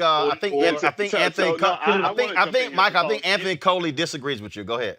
So here's so anyone who voted for Donald Trump in 2016, we don't think you're dumb. I disagree with that one. I think if you vote for Donald Trump, you are dumb. But go right ahead, Anthony. Go ahead with your point. No. See, I know what you're saying. I was on CNN once, and John Avlon said, "Roland, we shouldn't call voters dumb." No, some dumbass voters. But Anthony, go ahead. So listen, I'm a Democrat. I work for Ted Kennedy, the biggest Democrat there is, right? I haven't always voted for Democrats in every election. In the election, I used to live in Maryland. And Same here. It's still some dumb voters, but go ahead. I voted for the two Republican governors on multiple occasions. My point is that people have to make the decision about who will best impact their lives in a fundamental way. And I think for the majority of Black people, when you do that, when you take the time to look at the data and examine the proposals, I think Biden is the right choice for the overwhelming majority of Black folks. But having said that, I don't think anyone who has a different view is dumb. I just think they have a different point of view. I want to get beyond this fact where if you don't agree with me, you're dumb or evil, because that's not what this campaign is about. This campaign is about each individual one of us. It's not about, name calling. I think we got to get beyond that. The reason I'll say that, Gary, because bottom line is this here. Michael, go ahead. Michael, you trying to jump in? Right. Well, if we're going to be honest about the election, right? Like, we can acknowledge that some Black men are socially conservative. Some Black men are anti-gay. Some people are some Black men are anti-abortion. And some of those people fit into the Donald Trump constituency also. But if we're going to be honest, we also have to admit that there are dumb people who believe that Donald Trump is smart, who believe that he worked hard and earned all of his money, who believe that he doesn't lie, who believe that he is a Christian. Those people are dumb, right? Like, if we're going to we don't have to vilify people and cast aspersions on them to say that the things that they believe are wrong. And if you consistently believe wrong things, then you are dumb. Like, that's the definition of dumb. So yeah, like, there are some socially conservative Black voters. There are some people who don't agree with the Democratic majority or most Black people. And then there are dumb people. And we have to acknowledge that some of the people who vote for Donald Trump are dumb. Gary, I do believe this is important, though. I do believe this is critical. And that is, when you look at disaffected folks, whether you are Joe Biden, Donald Trump, whether you're a Democrat, Republican Party, whether you are running for city council, state government, you do have to figure out, Gary. You got to figure out how to connect with people who believe the entire system has completely forgotten me. And I've heard that. Right. And if we can do one thing, stop thinking every Black man is having a conversation in a barbershop.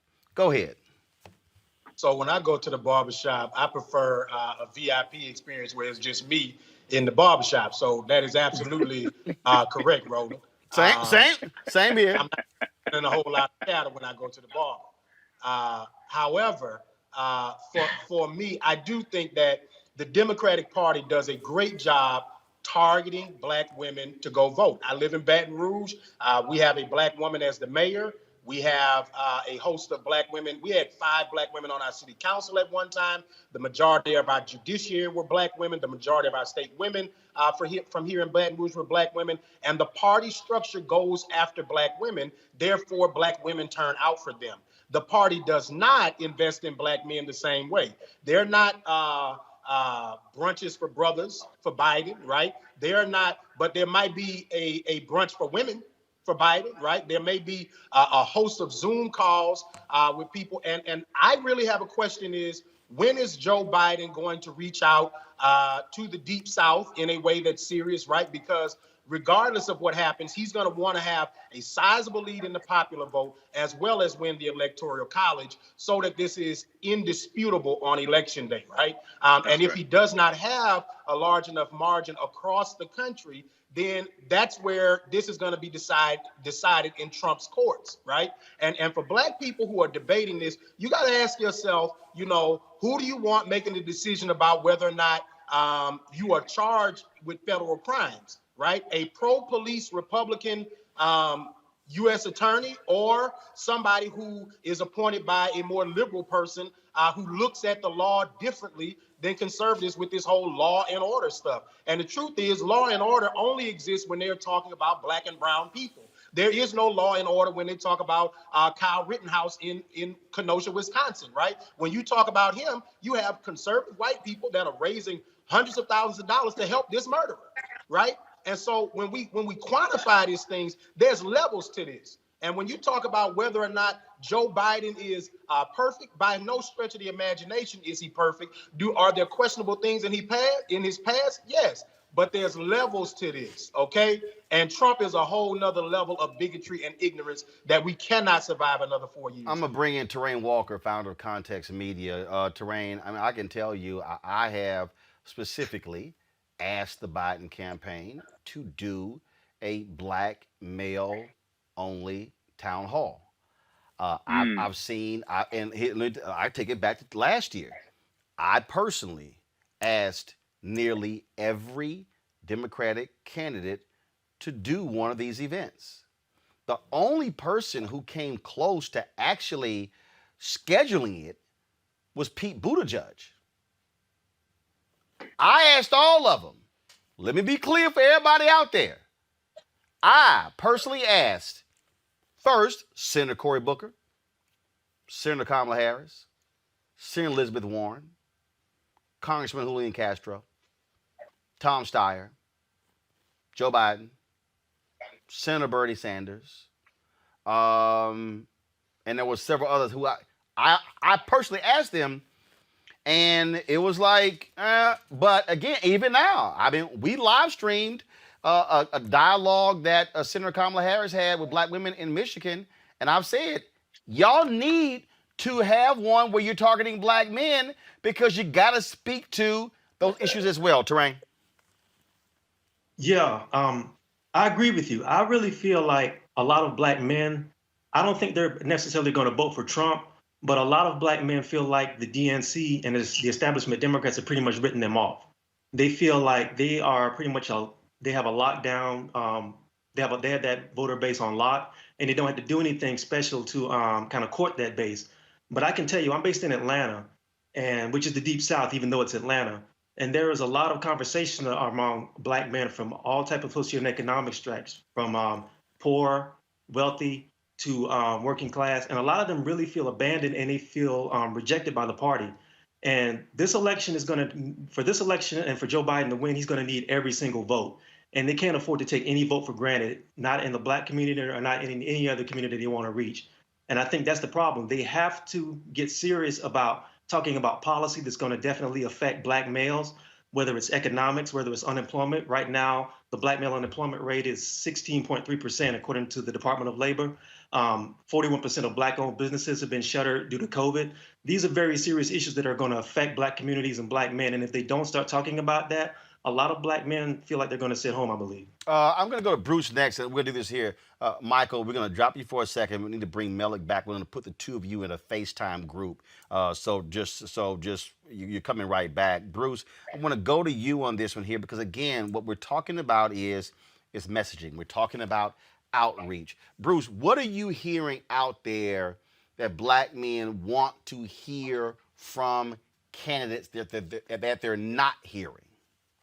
Right. And so for me, the black men that I'm surrounded by, right, the black men that I'm in communication with are the ones that are the unlikely voters. And they're the ones that want people to meet them where they at. They're not going to show up on your van list. They're not going to show up on your dedicated voter list.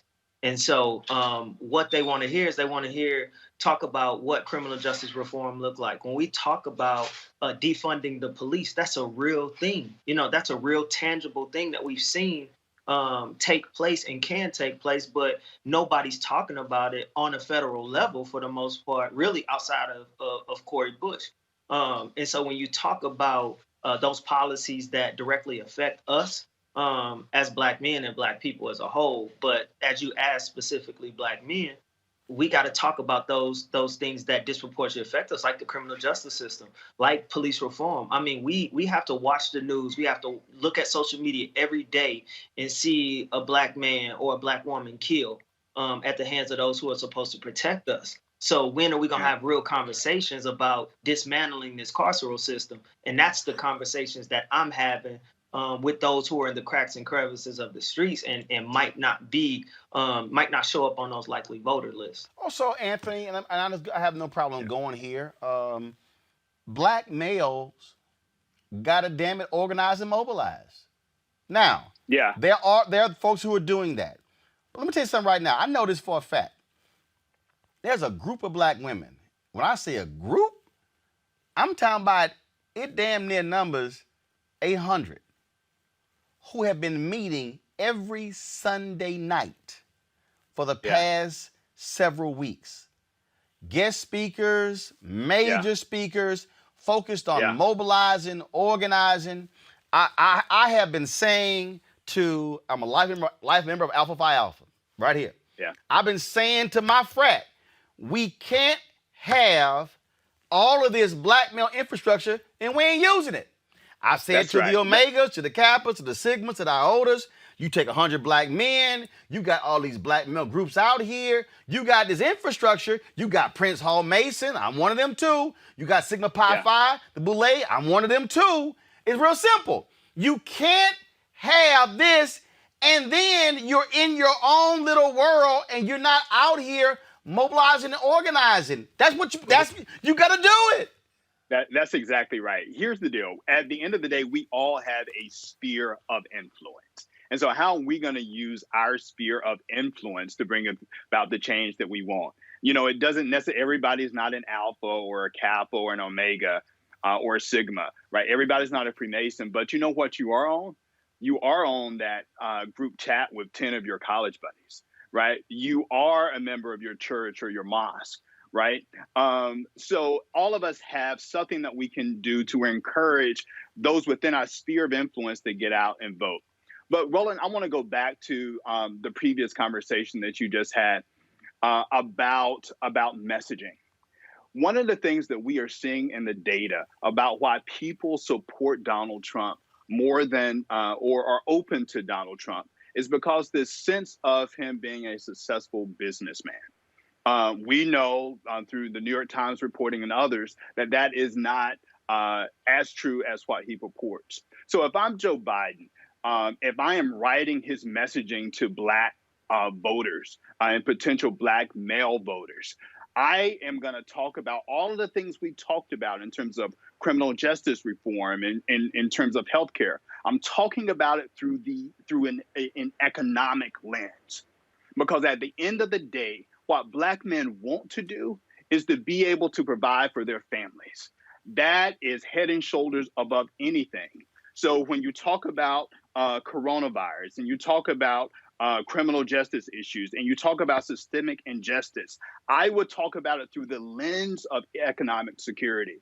That's how he communicates to us. And that's, in my opinion, is how the best way to go about getting the Black male vote. That's the thing that, and anyone can jump in if y'all want to, that economic messaging piece is critical, Gary, because I've heard, and I need people to understand, we're not talking about just brothers who are on Wall Street. No, we're talking about cats who are barbers.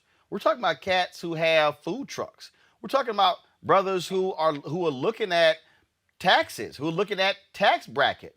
Who will look at those things. I've had brothers who are on my Instagram say, yeah, I'm going to vote for Trump because this is what my 401k has done.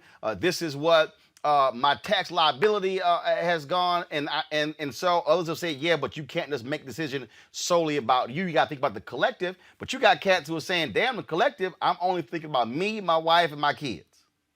Well, let's be clear, Roland. Let's be clear. you paying more in taxes than Donald Trump. Okay? Very true. So to sit Very here true. and pretend like Cuz got your best interests at heart, he doesn't. He is looking out for him. And if you adopt the same position as Donald Trump, all you are is a crook, a cheat, and a fraud to your community. From my position, right? I'm not going to tell anybody that you can't look out for your pocketbook. But what I will tell you is how much is Trump improving the contractual relationship between black businesses and the federal government, right? How much is Trump leaning in on Republican governors around the country and Republican mayors and telling them that we need you to do business with black entrepreneurs? Because I can tell you that many municipalities are less than 5 and 10%, if at any, contracts with black businesses. So don't tell me that you support me. Now, what I will tell you is Donald Trump, at minimum, does attempt to go after black men. He does sit there and say, what do you have to lose? I believe we have everything to lose supporting Donald Trump. And I'm going to tell you, as a black man who is building a business, who's providing for his family, trying to make it and move from one level to the next level, it is grossly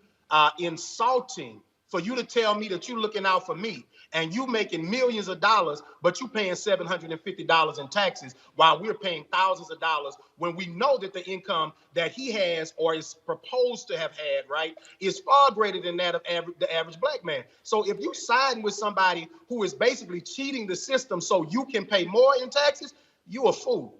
Bruce, I saw you were snapping your fingers. Go ahead. Listen, I'm sending that brother a Christmas card. Listen, I wanna go back to this messaging because I definitely appreciate every single one of the brothers' input. Economics is very important. And Roland, this is something you and I talked about our prior interview. Economics is very, very important. Do not get me wrong.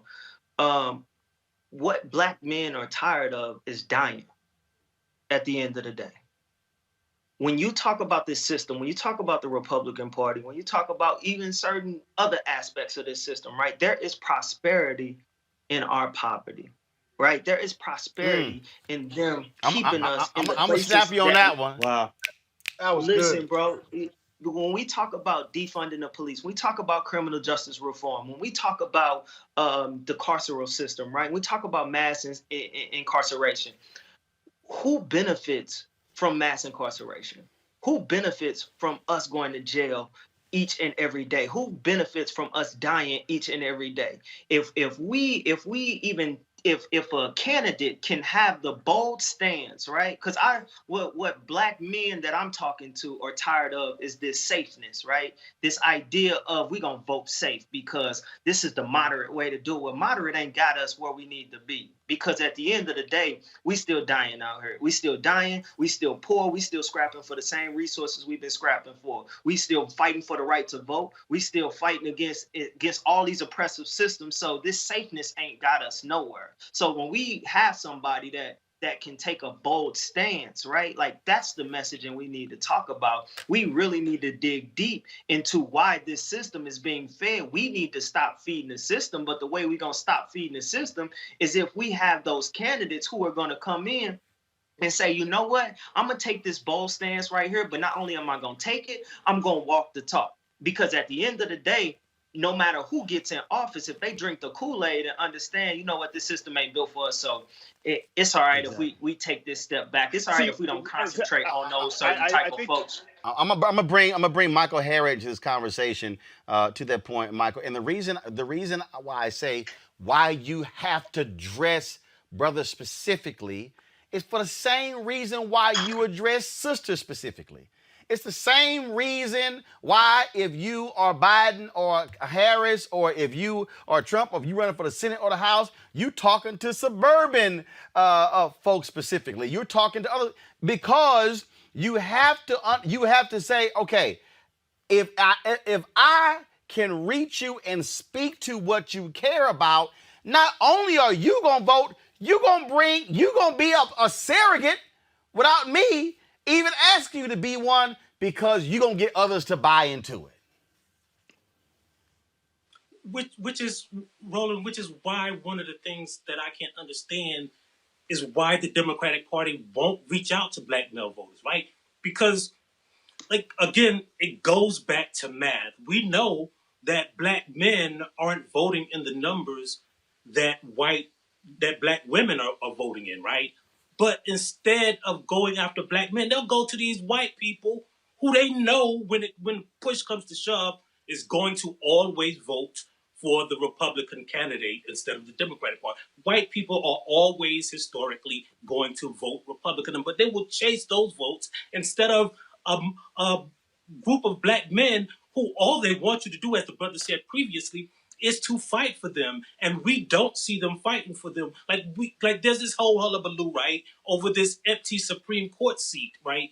And when Barack Obama was president, the Senate Democrats had the Senate for 6 years and didn't invoke the nuclear option while these federal seats were empty. We're talking about the Supreme Court seat, but these federal seats were empty that Obama could have filled that gotten these black men out of prison. We know that Republican judges sentence black men to 20% longer sentences than liberal judges appointed by liberals or Democrats, right? So, like, the Democratic Party was just playing this conservative political game of nothing. While as soon as Republicans got party, they fought for their people. They're going to outlaw abortion. They're going to feel Trump is packing the federal benches. We want someone to fight for us like that. And in the wake of the Democratic Party just sitting back and doing nothing to get black men and doing nothing for the black men who voted for him, it's hard to see why black men would just jump out on a limb and run after a party who's not running after them. If the Democratic Party increased the base of black voters, then we don't have to convince black Trump voters not to vote for Trump, because if 14% out of 100 people voted for Trump, he gets 14%. If 14 out of 200 voted for Trump, you get 7.5%. So if you increase the number of voters, you don't have to worry about those dodos who vote for a man who wants to kill them or kick them out of his country. Which goes to terrain investment. And that is very simple. You have to actually make the investment, which also means being very specific, investment in black media, in those organizations, in those entities, talking to them. And again, I get politics. That is, you put your emphasis on where you're going to get the greatest return. But if you don't plant the seeds, nothing will ever grow. Exactly. And I want to speak to that if you don't mind. I think a lot of candidates don't really see the value in talking to black media because they feel like, if you cover your bases with the mainstream, then everything's fine. But there are a lot of people who don't have TV, who get all their information off social media and they get it off their cell phones.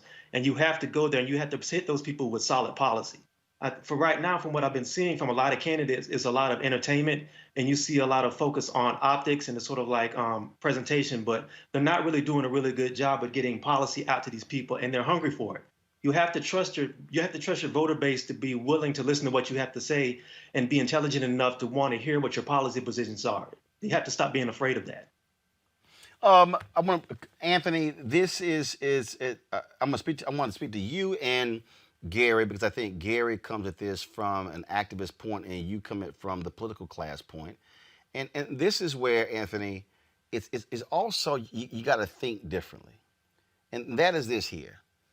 If I got bros, if I've reached bros who don't have college degrees, if I've reached those individuals who aren't in professional organizations, if I've reached those individuals who are not in the political class, again, what I should be doing is amplifying them, because they also are going to reach folk who are not your ordinary voters. And that Desmond Meade told me that. He said the reason the Florida Rights Restoration Coalition was so successful is because they weren't afraid to go into public housing complexes. They weren't afraid to go into low-income neighborhoods. They weren't afraid to go there. He said, and then they sent people there who had credibility with the very folk who they were talking to, and then they educated them on policy and things like that. He said, and that's how they were able to build that coalition in Florida to get Amendment 4 passed. I think you're onto something, which is why that video with Tyler, the Creator, was so important. This is why the Biden campaign has enlisted Frankie Beverly to host events for his behalf, on his behalf. You know, the other part of this are things that happen organically. And we have not spent any time talking about this video that a group of Atlanta strippers released. Well, actually, I had the director on my show yesterday. I had her on the show yesterday explaining why they did it. And this is what she said. She said, point blank, we got a voice and we wanted to reach people who don't care about politics. And she said Atlanta is the capital of, she said people know Atlanta for Coca-Cola and Magic City.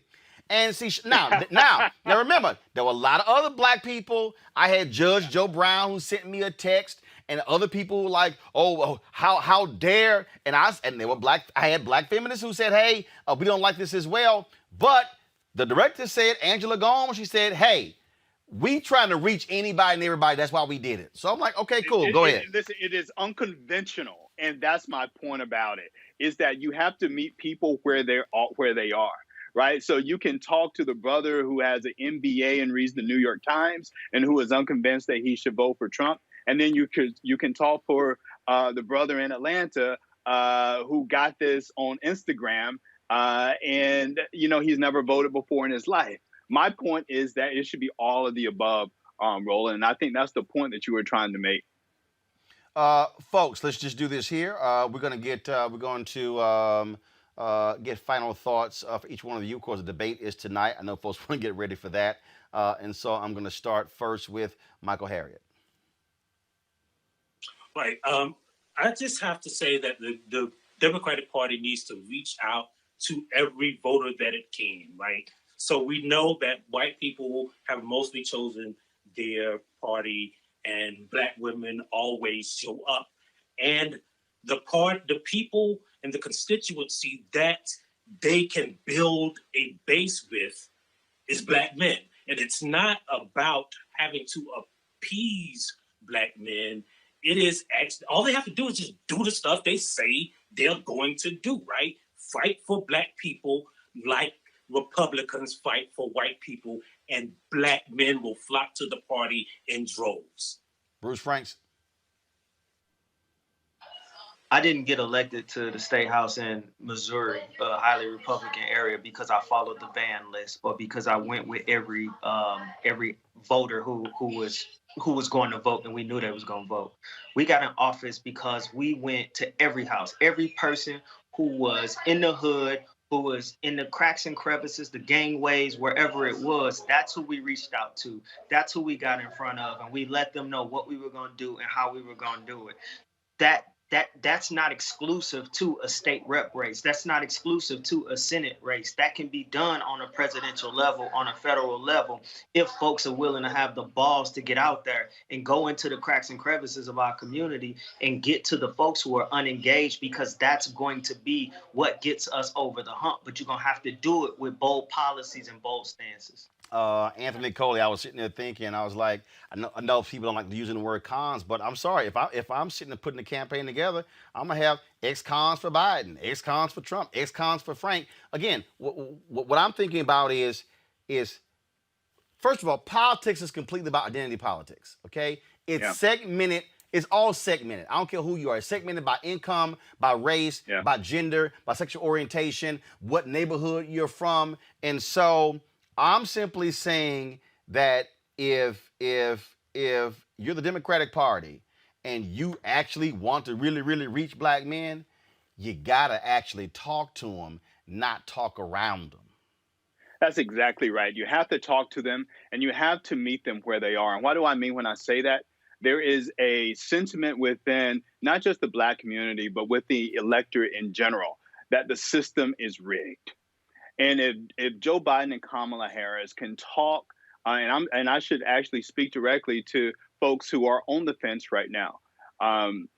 This election is not about either one of these two candidates.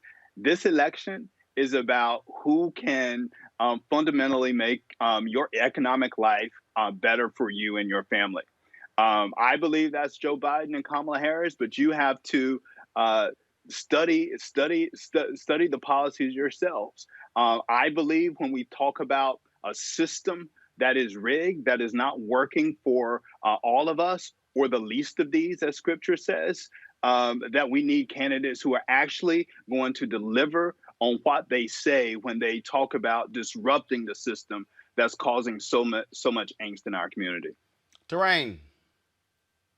What I want to say to the Democratic Party and the DNC is that they need to find the courage of their convictions, and they need to stop being in the middle and take definite stands about what they stand for, because right now that messaging is not coming across. And Kamala Harris and Joe Biden need to really go directly to Black men and talk to them about what they can do for them to make their lives better, and how they can create a bridge between the gaps between their records and what they're known for and what they're standing for now.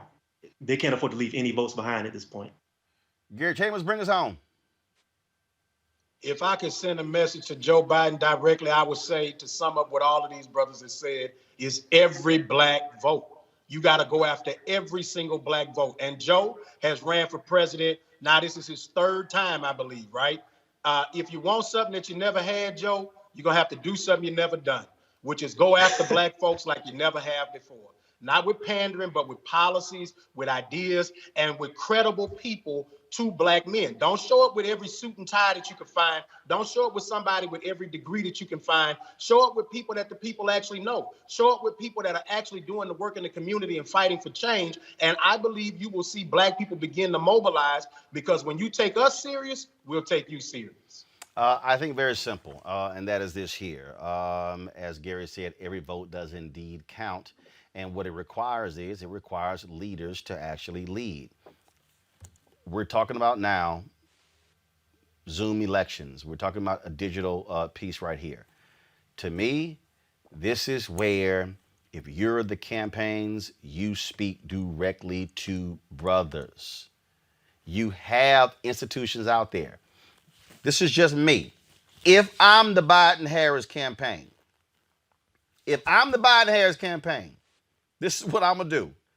I'm going to create, and I'm going to say, we're going to have a conversation, and I'm going to have young brothers, older brothers. I'm going to have brothers who've been in jail, brothers who have not been in jail, brothers who are business owners, and brothers who are not business owners. And then what I'm going to do is I'm going to have a conversation about those policy issues. I'm going to go right at it. And I'm going to sit here and invite every fraternity, every male group, every church group, send it out and say, put them all on. Put them all on. Create that Zoom or Hop In or whatever platform you want to use, and then release the number and say you had 38,000 or 65,000 or 100,000 Black men on a call. This ain't hard. Just the other day, BET did a partnership with the Biden-Harris campaign where they had HBCU students asking her questions. It was 25 minutes. I'm saying it's all you got to do. You got Black men on the campaign. Plan it. Plan it. In the next 2 weeks, the Biden-Harris campaign should have a targeted deal. I've offered to moderate it. But it will never happen unless you're willing to do it. And that's what it boils down to. Michael Harriot, Anthony Coley, Terrain Walker, Gary Chambers, Bruce Franks, Malik Abdul, I appreciate all of you being with us, having this conversation. We will not be the last time we will have this conversation. I've had, and I've had all sisters on, and I've had all brothers on, so don't even try it. Y'all know how we roll. All right, folks, if you want to support Roland Martin Unfiltered, join our Bring the Funk fan club. Every dollar you give goes to support this show. Cash App is $RM Unfiltered. PayPal.me/R Martin Unfiltered. Venmo.com is /RM Unfiltered. You can also send, of course, a money order to New Vision Media, NU Vision Media Inc., 1625 K Street Northwest, Suite 400, Washington, D.C., 2006. I've had a lot of folks send us notes and things along those lines. Dear Roland, thank you, sir, for all you do to daily educate us. If I had millions of dollars, it would not be enough to thank you for your education, support, influence, and allegiance to our black and brown experience. God bless Larita Jones. Larita, I appreciate that as well. Let's see here. From Annette Caraway, she kept it simple. This is for the Bring the Funk fan club. Annette, I appreciate it. Thanks a lot. Let's see here. This letter comes from a brother, Democrat in a red state with the dumbest governor in existence, and that's saying something these days. Keep giving out that knowledge. Holla, Michael Newkirk, Sioux Falls, South Dakota. I ain't never been a brother in South Dakota, but I certainly appreciate that. Let's see this here. I'm trying. If the Democrats take the Senate back, White House, here's what I want to see from them. Take away judges in Supreme Court and lower-level judiciary. Let's see. Cut down term limits to 10 years for judges. Make Puerto Rico and D.C. a state. Very good as well. All right, let's see here. Dear Roland, thank you for sharing your knowledge and shining light with the into the recesses of our darkness. You are the oxygen we need to sustain our breathing right now. Please stay strong, stay bright, and stay woke.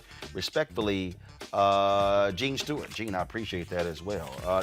Folks, so y'all on YouTube, y'all can give right there to support what we do on YouTube as well.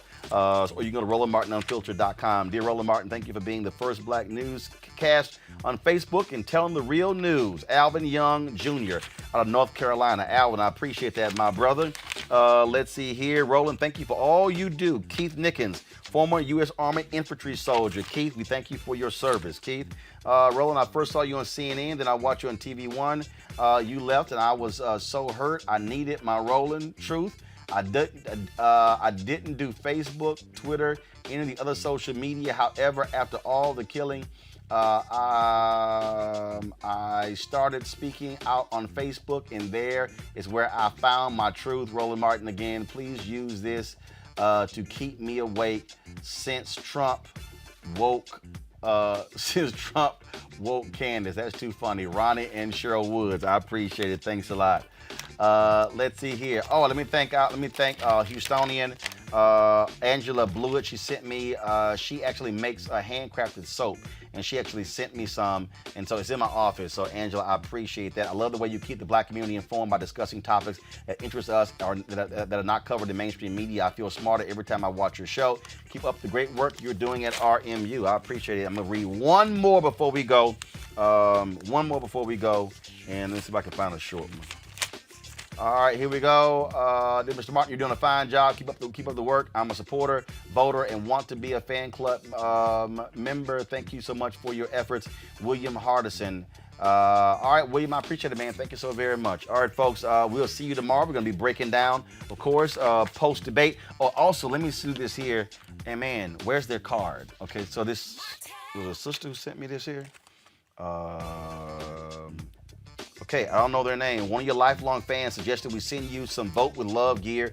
We hope this helps inspire your crew to grow empathy and cast a more thoughtful and informed vote this year. We invite you to wear and post and tag us, Vote with Love. This is the Vote with Love team. And so they actually sent me this Vote with Love mask right here. And so there we go. All right, folks.